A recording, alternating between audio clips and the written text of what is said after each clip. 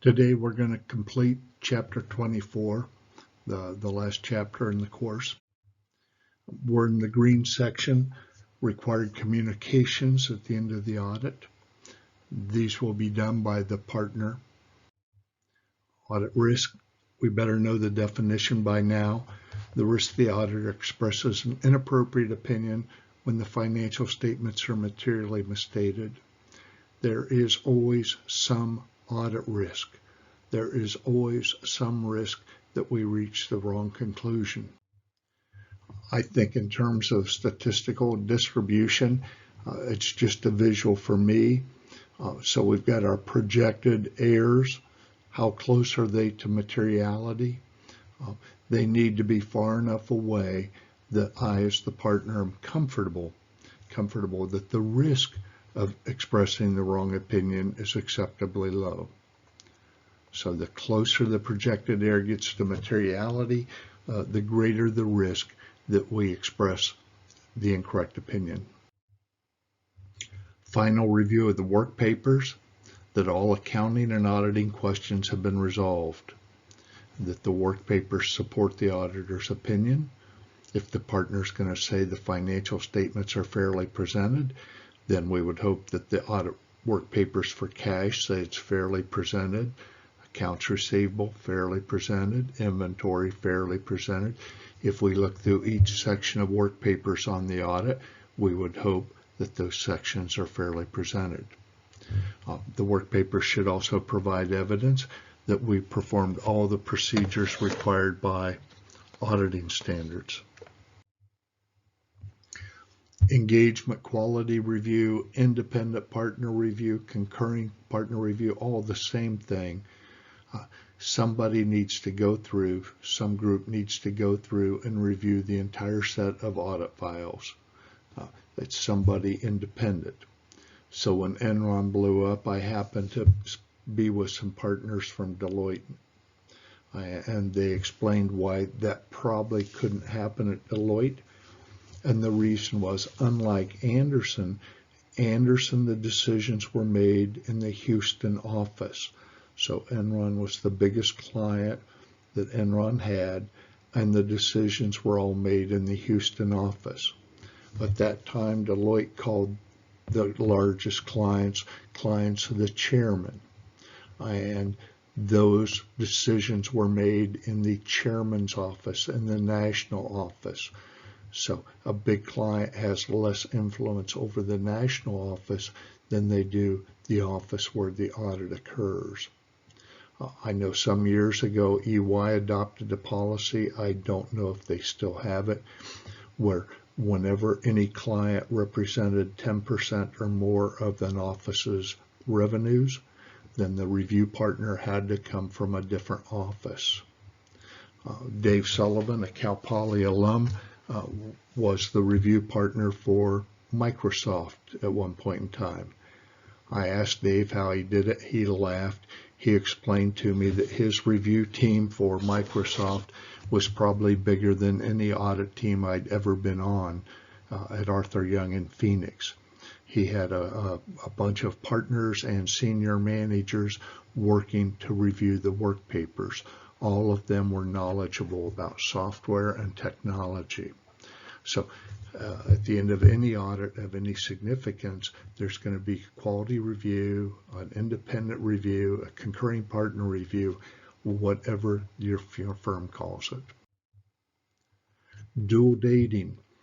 You don't really need to know this. I just want you to have heard it, to be familiar. So at the end of field work, that's the date we're going to put on the report when we're done with all the work in the field. And the report on the date can be a dual date. So here's an example of dual dating. Now, if you look back at how old this example is, it gives you some indication on how seldom this occurs. So Hewlett-Packard has an October 31st year end. Ernst & Young completed their field work on November 13th. Look down at the bottom. The report is dated November 13th, except for footnote 19, which is dated December 6th. So rather than having one date on their report, they have two. So when you date the report, you're taking responsibility for everything up through the date on the report. So Ernst & Young is saying we're responsible for everything on these financial statements up through November 13th. Oh, but they had a $1 billion debt offering, which they disclosed in footnote 19, and that was as of December 6th. So we've audited that one thing through December 6th. If they dated their whole report December 6th, then they would have to extend their field work and get their management representation letters of audit inquiry. All those procedures would have had to have been done through December 6th. So dual dating allows them to close out their field work and move on, with one exception. In this case, it's footnote 19. Now also, let's remember something else. This is, if we think of subsequent events, this is a type 2 subsequent event, isn't it? So their year ended October 31st, and they issued a bond on December 6th. Bond debt offerings are required to be disclosed. So this is a type 2 subsequent event. I'm not going to ask you dual dating on the final. Okay, so you end up with two dates. Okay, the end of field work and whatever that special event is. It doesn't occur very often. Now we've got Audit Section 260, communication with those charged with governance. So here we're responsible to go over with the audit committee if it's a public company. If it's a private company, it would be the board of directors if they have one, or senior management. Review what our responsibilities are, go over the scope of the audit, what significant risk we identified and how we audited them, any misstatements, errors that needed to be corrected, and the accounting and practices and estimates used by management. Not only which practices management is using, but what our preference would be. So if management is using a practice that's acceptable, but we may think there's a better practice, we'll share that with the audit committee or board. And any difficulties or disagreements we had with management. 265 is a second required communication regarding internal controls. Oh, remember that handout day one, material weaknesses, significant deficiencies? They're called reportable conditions. Oh, remember the definition of control risk? Got to know that. Risk of a misstatement and an assertion about a class of transaction, account balance, or disclosure that could be material will not be prevented or detected and corrected by the entity's internal control. So that's thou shalt know. Significant deficiency. And we have to communicate material weaknesses and significant deficiencies to the audit committee if they have one. If it's a public company, we know they'll have one. It's required for public companies. If it's a private company, they may not have an audit committee. If they don't have an audit committee, we'll go to the board of directors. If they don't have a board of directors, we'll go to the owners or senior management of the company. We're required to report significant deficiencies in the internal controls and material weaknesses in the internal controls to the audit committee, board of directors, or senior management. The new terminology is those charged with governance.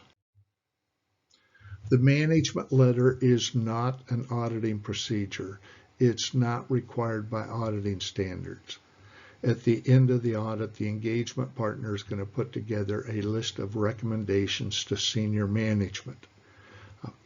Maybe Miller Motor Company has 3 different dealerships, and we observe that they could probably save money if they consolidated all of their purchasing in one department rather than 3 departments.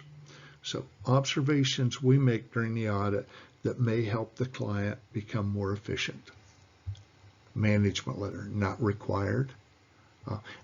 It's in many ways, it's a marketing tool because we've got consultants that can help them consolidate their purchasing. Now we're all done with the audit. It's all wrapped up and done.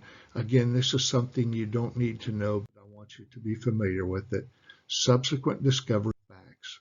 This is not auditing standard. So this goes back to the auditor had a consulting engagement at a client several months after she completed the audit. The auditor failed to disclose errors in a previously issued audit report when she discovered the errors 3 months later during a consulting engagement.